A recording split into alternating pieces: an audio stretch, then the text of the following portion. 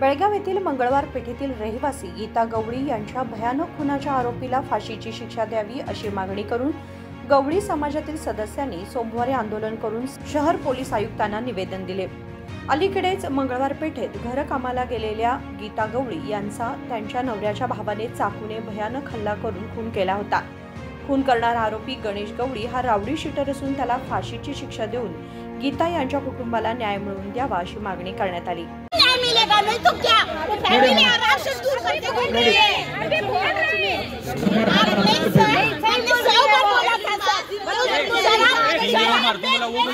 लोग घर बर्बाद किया उसने। हर एक इंसान को भागने लगा है। खुद का दुकान है। ಕೊಲೆ ಅತ್ಯಂತ ಹೇಯಕೃತ್ಯ ಅದನ್ನೆಲ್ಲರೂ ಕೂಡ ಪ್ರತಿಭಟಿಸಬೇಕಾಗ್ತದೆ।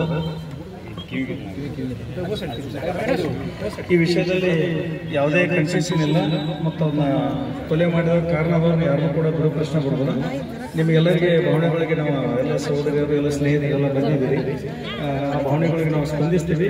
ಪೊಲೀಸ್ ಇಲಾಖೆ ಬೆಳಗಾವಿಯಲ್ಲಿ ಇತಿಹಾಸ ಇಂಥ ಘಟನೆಗಳಾದಾಗೆಲ್ಲ ಪೊಲೀಸ್ ಯಾವ ಥರ ಕಾರ್ಯವಾಹಿ ಮಾಡಿದೆ ಅನ್ನೋದು ಸಾಕಷ್ಟು ಘಟನೆಗಳು ತಮಗೆ ಗೊತ್ತಿರ್ತದೆ, ನೋಡಿದಿರಿ ಕೂಡ।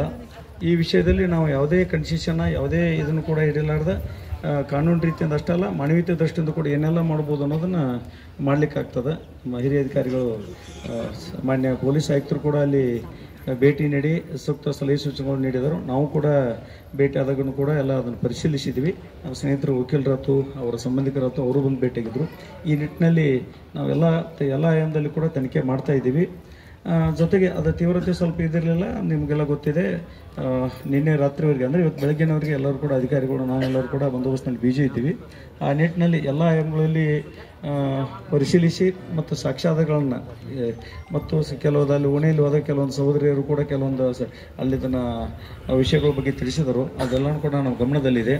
ನಾವು ಖಂಡಿತವಾಗಿಯೂ ಕೂಡ ತಮಗೊಂದು ಅಸರೆನ್ಸ್ ಕೊಡ್ತದೆ, ಸಾಕ್ಷ್ಯಾಧಾರಗಳನ್ನ ಅದರ ಮೇಲೆ ಯಾರ್ಯಾರು ಅದರಲ್ಲಿ ನೇರವಾಗಿ ಭಾಗಿಯಾಗಿದ್ದಾರೋ ಮತ್ತು ಯಾರು ಸಹಕಾರ ಕೊಟ್ಟಿದ್ದಾರೋ ಅದ್ರ ಹಿನ್ನೆಲೆ ಏನದ ಎಲ್ಲನೂ ಕೂಡ ಪರಿಶೀಲಿಸಿ ಹಿರಿಯ ಅಧಿಕಾರಿಗಳ ಜೊತೆ ಚರ್ಚಿಸಿ ಖಂಡಿತವಾಗಿಯೂ ಕೂಡ ನಾವು ಅನಿವಾರ್ಯ ತೀರಿ ಹೋದವ್ರನ್ನ ಸಹೋದರಿ ಗೀತಾ ಅವ್ರನ್ನ ವಾಪಸ್ ತರೋಕ್ಕಾಗೋದಿಲ್ಲ। ಬಟ್ ಆ ನಿಟ್ಟಿನಲ್ಲಿ ಅವ್ರಿಗೆ ಅದಕ್ಕೆ ಆದಾಗ ಅನ್ಯಾಯ ಮಾಡಿದವ್ರಿಗೆ ಶಿಕ್ಷೆ ಆಗೋದು, ಜೊತೆಗೆ ಉಳಿದ ಕುಟುಂಬಸ್ಥರಿಗೂ ಕೂಡ ಸೂಕ್ತ ರಕ್ಷಣೆ ಕೊಡುವ ನಿಟ್ಟಿನಲ್ಲಿ ಪೊಲೀಸ್ ಇಲಾಖೆ ಎಲ್ಲ ರೀತಿಯಿಂದ ಕ್ರಮ ಜರುಗಿಸ್ತದೆ। ತಾವೆಲ್ಲರೂ ಕೂಡ ಇಲ್ಲಿವರೆಗೆ ಇಷ್ಟೊಂದು ತೀವ್ರವಾಗಿ ಭಾವನೆ ವ್ಯಕ್ತಪಡಿಸಿ ನಮ್ಮ ತನಿಖೆಗೆ ಇನ್ನೂ ಕೂಡ ನೀವು ಸಹಕಾರ ಕೊಡುವ ನಿಟ್ಟಿನಲ್ಲಿ ತಾವೆಲ್ಲ ಹೇಳಿದಿರಿ।